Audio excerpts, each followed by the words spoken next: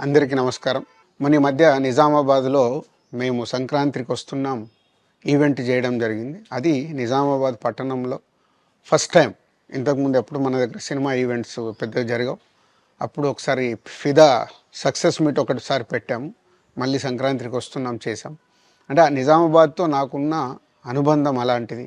నిజామాబాద్ జిల్లా వాసిగా అక్కడ ఈ సినిమా ఈవెంట్ చేయాలని చేయడం జరిగింది.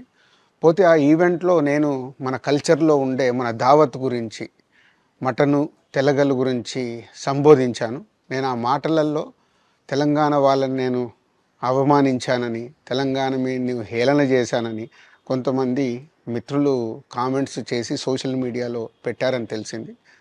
నా ఉద్దేశం అదే స్పీచ్‌లో లాస్ట్‌లో చెప్పడం జరిగింది.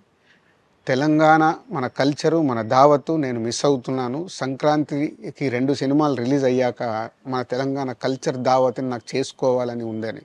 సో, మన కల్చర్‌ని అభిమానిస్తాను నేను.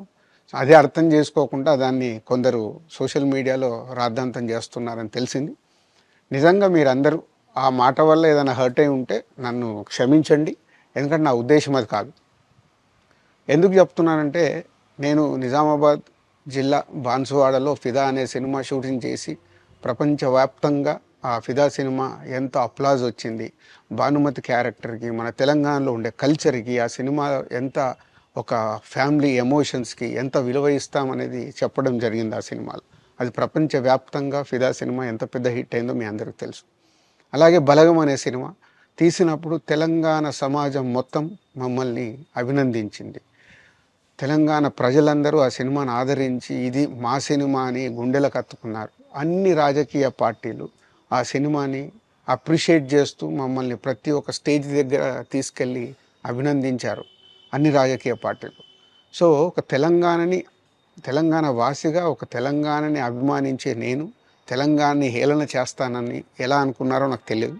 పోతే దాంట్లో ఏదైనా మీ కమ్యూనికేషన్‌లో తప్పుగా అర్థమైంటే నన్ను క్షమించండి.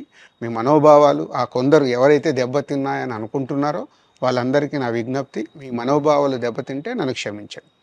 ఇప్పుడు నేను ఒక సినిమా ఇండస్ట్రీ ఫెటర్నీ నుంచి ఎఫ్‌డీసీ చైర్మన్‌గా అయ్యాను. సో, మీ అందరికి తెలుసది.